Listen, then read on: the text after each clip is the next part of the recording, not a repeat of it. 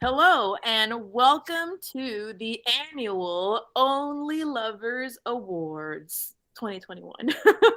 Yes, it is the end of January, but it took us a while to really think about the decisions that we were going to make based on the books that we read last year. It's a time-honored tradition.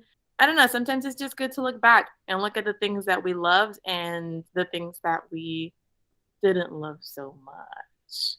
So, So as a theme, we're all wearing some sort of like version of gold or yellow because we're trying to be golden, but also because we're really jealous because Tashai won the most gold.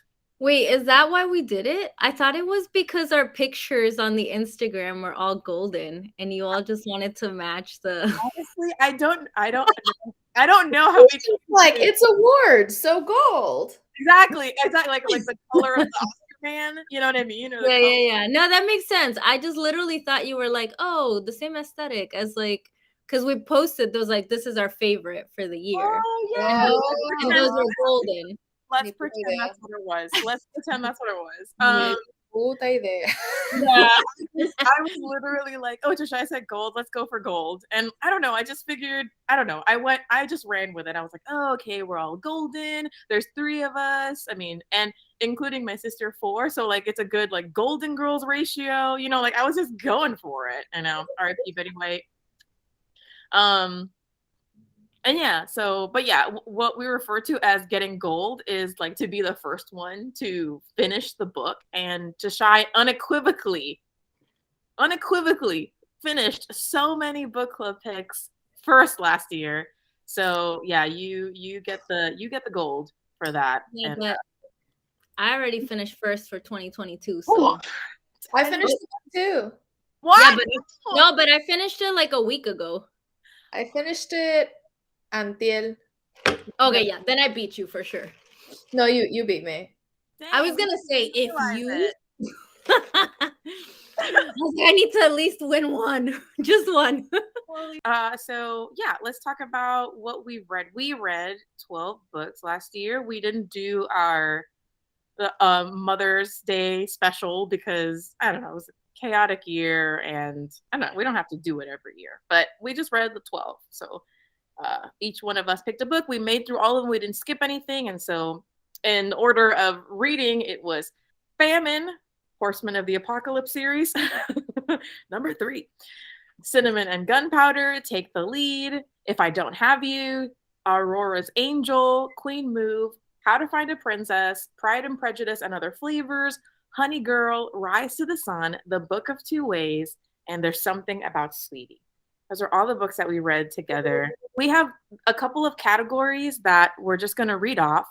Let's do this. So, the first category that we are going to give an award to is like the most important one, right? Because it's about chemistry. We read romance and we need to feel the chemistry jumping. Are we gonna explain why we voted? Yes, we can. So, the winner for most chemistry goes to Aurora's Angel. That's Aurora, who is a shape-shifting tiger, little sexy hot mama, and Evie, who is like a winged shapeshifter, aka like an angel. I think I just spent the most time with them because it was the longest book we read. And so I think because of that, it was like a lot more drawn out. And sometimes that was annoying, right? Because I wanted to be like, just kiss her, you know? But it really, I don't know. I really just think it came down to page count. Like there was just so many opportunities for me to feel the chemistry versus in shorter books. I don't know, what do you call it? Like your fetish or like the trope that you're into? I feel like it changes every year for me, but the past year was definitely about like girl animal shapeshifters. Why did you pick Take the Lead for most chemistry, Tasha? I think there was just like a lot of intensity between the interactions that the characters had. It was very like I remember there being several moments of just like it being spicy. And it wasn't my favorite book of the year, but it was definitely the kind of thing where I have very vivid memories of reading through it and being like, ooh, spicy. That's your inner Step Up fangirl coming out Yeah. and being like, there's like so much fiery chemistry on the dance floor. Yeah, that's me being like, Jenna Dewan's only 3 inches taller than me. This could have been me. Our next category is pluckiest protagonist, and this is whoever we deemed the protagonist of the story. They could be either like, I don't know. Sometimes I feel it's hard to pick which is the protagonist. Yeah. Some books make it hard. I try to be as fair as possible. But I also feel like this, with the exception of maybe How to Find a Princess and Rise to the Sun, I just felt like one of the character stories was way more interesting than the other ones. So anyway, pluckiest protagonist. Who plucked our heartstrings? Who was like the toughest cookie? Who was like, the one that was gonna make us chase them? And the winner of the category is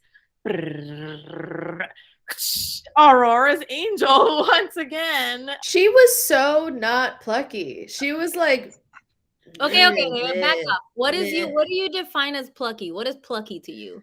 Plucky is like energetic and outgoing and like he literally would go on murdering sprees. That's not plucky. That's like violent.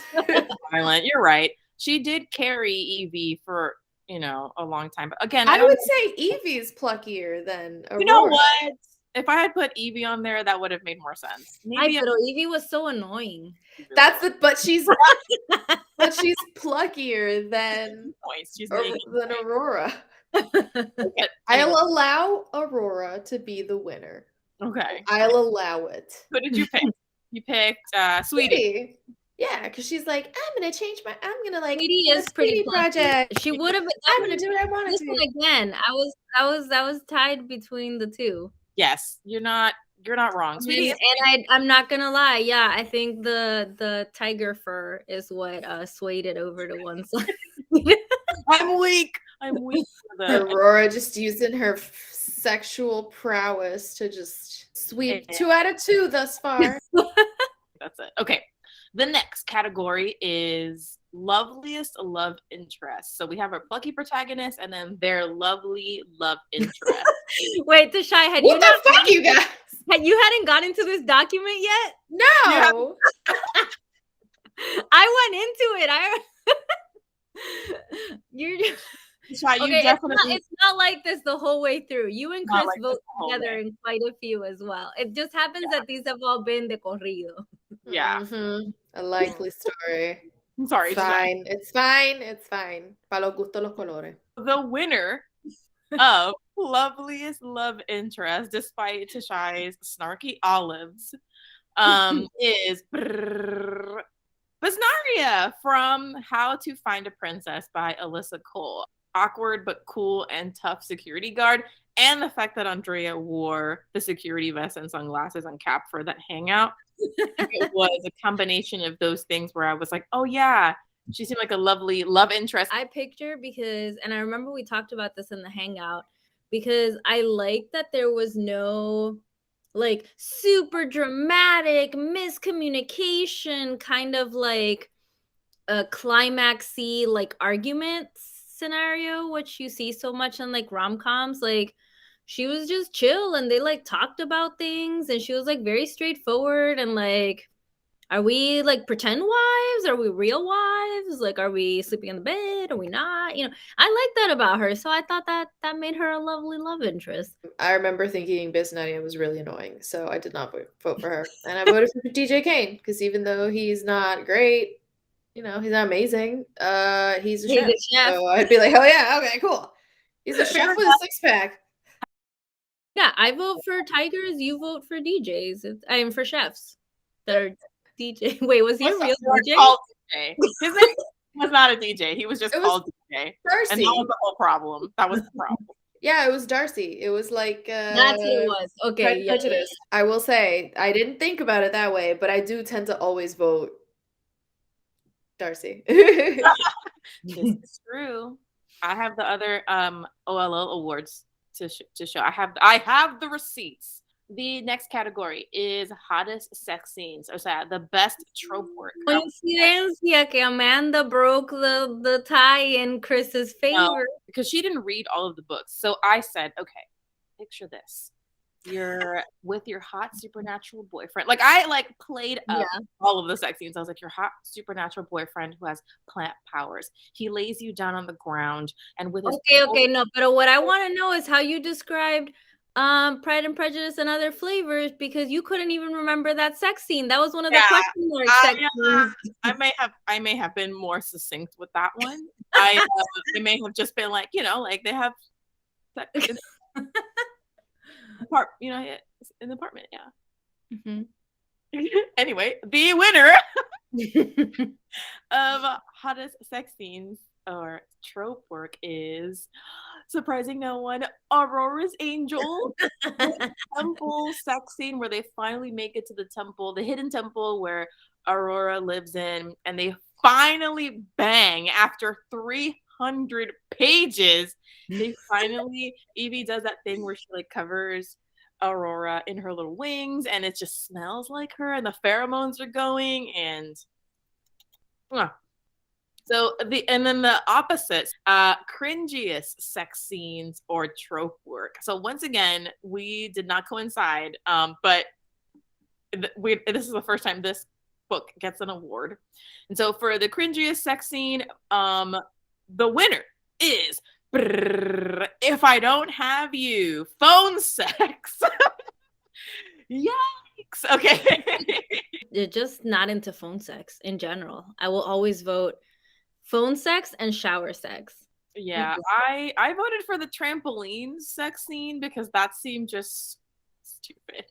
That's so fucking stupid. I was very upset. Also, the family was right there. That's what I'm saying, so cringy. Cringy because mainly because they were out in the open and there was a family party happening right behind them. I'm like, yo, how that's the thing, is there were kids nearby. Yeah. And so you pick the Vine cunnilingus from Famine. Yeah, because apparently vines are cringier than kids being nearby when you're on a trampoline. Well, he was fingering her. Terrible, traumatic for children. But compared to a plant. No. What if it was I agree. Moving along. Sometimes the side characters are cooler than the main character. And we have this category, super side character. And I realized no one changed the name. So the winner, I don't remember his name. The winner of super side character is the boy that was with her. That one kid from Rise to the Sun, the boy that was flirting with the friend of the girl. Yeah, that guy. Trying to Google it. That's Peter. Olivia, Tony, Peter, Imani. Yes, Peter. So it's Peter. I will change it in the doc now. It is Peter now. Okay, so yeah, I thought he was cool. I liked his chaotic energy. I remembered him most of all. Close second for me was that one guy who couldn't fucking stand Don Edelstein at Book of Two Ways. I really liked that guy just because I felt like his hatred of Don was mirroring my own. The next category is best representation and worst representation. So, books don't have to be monoliths or whatever, but sometimes there's good representation in the books that we read, and sometimes the books don't do as good of a job. And me and Shai swept the category. The winner for best representation is There's Something About Sweetie. And we thought they did a really good job at, fat acceptance, and body positivity, and good old goody two-shoe teenagers. And also gay representation. They had the boyfriends dating. There was a lot of talking about and parents being really accepting of that relationship, and it was just good feelings, all vibes. Good vibes. And the winner of the worst representation. The worst representation was The Book of Two Ways, with its blindingly white cast. Despite All these white people in Egypt. taking place in Egypt. If only I, a white woman, could find a brown man in Egypt. Los que limpiaban la casa. Except Se lo pasaban de generación en generación. Exactly. The generation of family that only lived to clean the house of the Egyptologists. Boom! And do the like grunt work. Segueing right into our next category of biggest disappointment. We were all disappointed by various different books. My sister said that we were the most disappointed by The Book of Two Ways. My sister was like the level of devastation. And that this book was not good for us was Bubble. So yeah, Book of Two Ways, you win the biggest disappointment. I think that the concept was very high drama. We were expecting like a lot, and we did not deliver. It lied to me. It did. There was no two ways about it. No lo perdono. I chose Pride and Prejudice and Other Flavors precisely because I was hoping for kind of like a more tightly woven in, woven in story of Pride and Prejudice. And Tashai, you chose Honey Girl. Yeah, because reading it was like pulling teeth. because I had a bad time. Yeah. We were all bamboozled. I liked it the least out of the three of us. I remember from that hangout. I was like, I think that's why, because you were mad as fuck about it. I was so mad. I like expected it to be so much better than what it was, and I'm reading it and I'm like, I hate all these characters.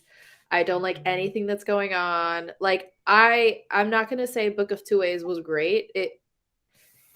The only reason it didn't win disappointment for me is because it was a necessary theme for me to be reading at the time. Mm-hmm. Any other time, if it had been any other time in my life, I would have been like, why the fuck wouldn't she? We all know what the choice is here. This is not, ain't no two ways about it, baby.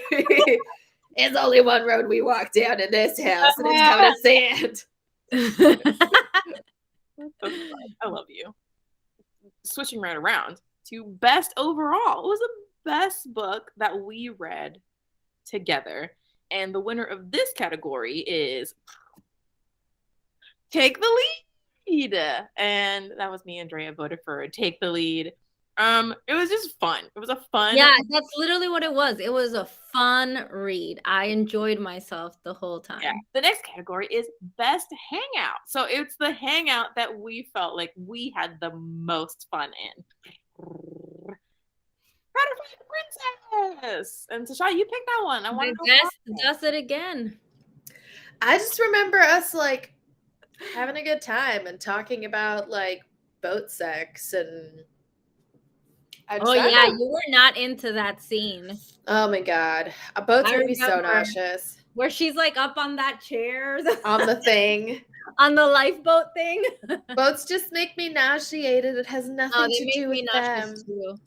Last category before we get to the gauntlet is the worst or most hated character. The winner, the most hated character in existence, is from Honey Girl, which is the one that wins the category. Honey Girl from Honey Girl. It's Morgan Rogers herself. The Fuck, Marry, Kill gauntlet. And just as an aside, like if it didn't need to be fuck, it could be like kiss or hold hands with or whatever for that F category. It doesn't have to change your thing, but that's usually it's Fuck, Marry, Kill. That's the game. Although some people do kiss, marry, kill. And so, yeah, we each pick a character from all of the books that we read to fuck, asterisk, marry, or kill. And so, Drea, you are like in ABC order, the first one on the list. And so, give us who your characters are and the reasoning behind your choices. I chose no one for the fuck category because I'm just not feeling that way at the moment. I chose to marry Famine, of course, because I just feel like I Sorry. mean, I'm sorry. you know what? I don't have to explain it. Like, if I am like that chaotic disaster, like person who would go for the horseman of the apocalypse, then I should just own it. And I feel like at this point, having made you read 3 of the books and having the 4th one slotted next, I'm still disappointed every time. I'm still well, Famine Andrea. has been Famine Hi, has been Andrea. my favorite of the horsemen that we've read so far. So I don't know if I said I would marry feel- the other ones. Maybe I I don't did. think you did. I'm gonna see what death is like, because usually when death plays a character in a book or a movie, I'm very into them despite my crippling fear of death. So let's see. Oh yeah, here's the thing. Like, did I really like a lot of the characters? Yes. And did I vote for some of the other love interests in other categories? Yes. But at the end of the day, a plant controlling horseman of the apocalypse god is just a lot that I can't, you know. And it's my chance to survive and save humanity. So I feel like you would let that motherfucker kill us and still be with him. You would let. I wouldn't let him kill you. And I would kill the lady from Book of Two Ways. Well, no, that's a lie. I wouldn't kill her. Kill her twice. I would ask Famine to kill her for me. It says That's the benefit of marrying a murderer, is he can kill people for you. right. I put Dawn from Book of Two Ways, and then in parentheses, Drea wrote, "Famine will do it for me," and so Yeah, that's the intro of who I chose as my spouse. Okay, so my fuck, marry, kill. I would fuck Mad Hannah Mabbitt, who is the pirate and love interest of Cinnamon and Gunpowder. I'll probably get scurvy. Yeah, you would. But it would be worth it. I would marry Wyatt because he's white and he's rich, and we would go to Egypt all the time. And so I would absolutely use his like privilege. And then I would kill Famine because he's a bad guy who was trying to kill us all. Okay, and so back up. You would kill him if he was my husband? Yes. I would never kill your husband. I mean, I would never marry Your husband would kill. First of all, your husband would kill Christina's husband. Yes. And second of all, death would bring Famine back anyway. So even if Christina tried to kill him, he would come back. It just depends on at what point in his character growth arc you met him. You just have to meet him like 3/4 of the way through the book, and after you've done it, after you've had sex the first time, and he starts developing empathy, turned his heart, etc. And after he's called you his pet name like 93 times. After he's called you my dearest horse girl. Horse girl. My horse girl. Oh my god. Okay, so and then yes, so I would kill. Oh, I forgot about that perk. I get access to like the like god horses, the actual horse. Yeah. Yeah. Yeah, no. Okay, but I mean, whatever. Disappointed, but I accept your choices. And I love how you were gonna say I respect, but then you stopped yourself. Respect. You're like, what I was trying to say. I accept you, and that's what true friendship is sometimes. Okay, Tashai, what are your fuck, marry, kill characters? So I had answered differently, and then I was reading it now. I'm like, wait, I don't want to marry this guy. So I would fuck DJ Kane, because again, he's a chef and sounded hot. So it'd be like we would hook up, I'd fake it, and then we'd go to his culinary like space, and I'd get to eat all the fancy stuff. And then at some point he would leave to go do something, and I would take my backpack and I would fill it with all of the super expensive stuff. You're like Scarlett Johansson in that one John Tashai would like booty call him when she's hungry. Yeah. Like, in the middle of the night, because she knows like the leftovers in his fridge gonna be popping. popping. I'd be like, oh, I feel like sucking some dick tonight. And then he'd be like, oh shit. He'd go take a shower and then I would just raid his fridge. I would have my little neverita that I leave outside his door when I come to visit, and then I would go and get it and just take his shit and then take one of his Japanese knives and leave. I would marry either grown-up sweetie because I feel like she's gonna grow up to be a really sweet little level-headed, just like nice, well-rounded, respectful, like but also educated and like she's gonna be a boss. She's gonna be a boss. Like I don't have any sort of sexual attraction feelings for Sweetie because she's like una nenita linda, but I know she'd be like a bomb ass wife. Or I would marry Wyatt. He's a hot British dude who is like a PhD, like famous Egyptologist who's like discovering stuff. Like he's making money. Like I know it doesn't seem like he's making money, but once he like does like his discovery and publishes and stuff, he's got that. He's got that Discovery Channel special money. Yes. He's got that. He's doing a narration on the history of Egyptology money. Hell yeah. And then kill all of the main characters from Honey Girl. Well, we have reached the end of our Only Lovers Awards, a travel back in time to all of the books that we read, all of the jokes that we made, all of the arguments that we had about the horsemen that Drea would, forgive, accept, whatever. And, here's to another year. Wholeheartedly. Yes. Here's to another year. Here's to 12 more books we read together. Here's to friendship and book club and, yeah, all the good times. So, cheers. I'm happy to be here with you guys. I drank all of my martini, but it was just ceremonial. I also finished in spirit. Okay. Thank you to our audience for listening and watching, and thanks for hanging out with us as usual. And we'll see you in a couple of days for our first hangout of 2022. Until then, bye-bye.